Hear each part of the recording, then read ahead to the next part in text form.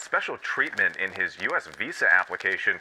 Federal. In breaking news, Prince Harry's visa papers have officially been made public this All right, so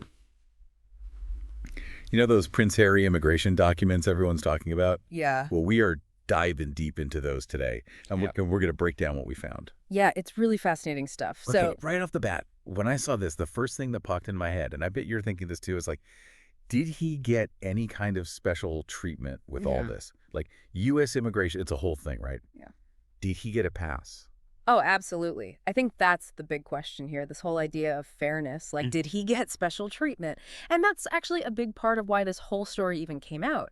A conservative think tank, the Heritage Foundation, they're the ones who went and filed a Freedom of Information Act request. Oh, so FOIA, yeah. Exactly. With the DHS, the Department of Homeland Security, they wanted to get their hands on those records, see what was really going on. Interesting. And this wasn't just a random fishing expedition. They were looking into something pretty specific, right? Something Harry himself had talked about openly. Exactly. So remember his memoir, Spare? He's pretty open about his past, you know, with substance use. Yeah. So the Heritage Foundation, they were curious.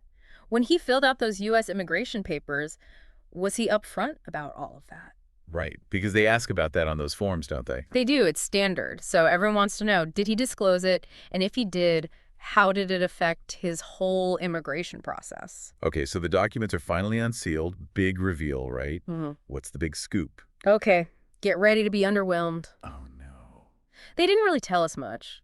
Ugh, come on. I mean, these documents were so heavily redacted, it's like trying to read a book where someone blacked out most of the words. So frustrating. Yeah, very frustrating. But the DHS, they did try to explain, right? They said they couldn't just release everything about Harry's exact status because it could actually put him at risk. At risk? Really? Yeah, they were saying it could lead to harassment, people bothering him, the media going crazy, stuff like that. Harassment. Unwanted media attention. I mean, he's a member of the royal family. But okay, I see what they're saying. Right. But then they said something even more intriguing. Like, they hinted that his immigration status might be this, you know, special category reserved for high-profile people. Like a celebrity visa or something. Yeah, sort of. It makes you wonder what that even means, you know? Right, right. Okay, so the DHS is being super careful, but they did say something specific about how he was treated. Right? Yes, they were very clear. They said Prince Harry did not get any preferential treatment from the Biden administration. None. So no special favors for Harry? Nope. They insist his whole immigration process followed the rules. You know, the standard procedures, everything by the book, the Immigration and Nationality Act. Which, to be fair, is what Harry's people have said all along. Yeah, his team has always maintained that he filled out his paperwork. Honestly, no lies, full transparency. Okay, so we have the Heritage Foundation on one side, the DHS on the other, and Harry in the middle. Exactly. It's like a standoff, a big information standoff. So let's break down the Heritage Foundation's thinking a bit more. I mean, what were they really getting at? So they basically laid out a couple of ways they thought Harry could have gotten into the U.S. The first one they looked at was a diplomatic visa. Ah, makes sense. But they didn't think that was very likely, though, right? Not really. Their argument was that given his current situation, you know, not really doing official royal duties anymore. Yeah, he's not exactly in line for the throne at this point. Right, exactly. So a diplomatic visa wouldn't really make sense. So then they shifted their focus to something else, his past substance use. Okay, which remember was what started this whole thing in the first place. Exactly. And this led them to two possible scenarios. So, scenario one. Let's say Harry did disclose his past substance use on his application. The Heritage Foundation said, well, then he probably needed to apply for a waiver of admission. Ah, a waiver. And they pointed out that those waivers can take a long time, sometimes years. So they're thinking if he got in quickly, maybe there was no waiver. Right. Or that maybe it wasn't really considered. Okay. And what was the other scenario? Scenario two is that he was admitted without needing a waiver, even though he disclosed his past. And the Heritage Foundation was very clear. They said that would be breaking the law, straight up. Wow. So they're basically saying there might be some, irregularities, something not quite right. But then there's this whole other thing about, like, an A1 visa. That's a new one for me. Yeah, the A1 visa. That's where it gets interesting. It's usually for, like, heads of state, diplomats, their families. But some people think it could apply to Harry, even though he doesn't have an official government role. So, like, because he's royalty. That's a stretch, isn't it? Maybe, maybe not. But the A1 visa has some interesting perks.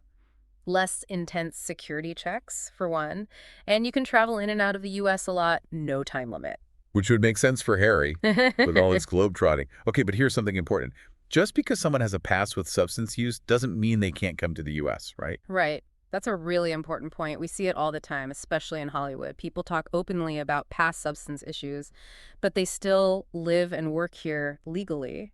So it's not the substance use itself, it's whether you're honest about it on the forms, right? Exactly. That's the key. Lying on those forms. That's a big no-no.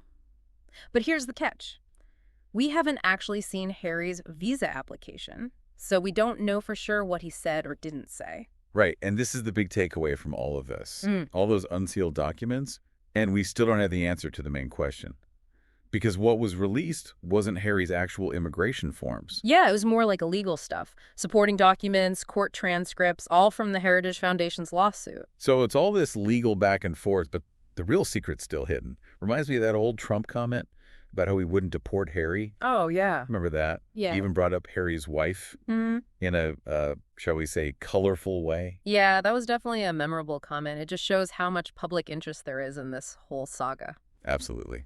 So we're at the end of our deep dive, and the big question is still unanswered. Did Prince Harry get special treatment?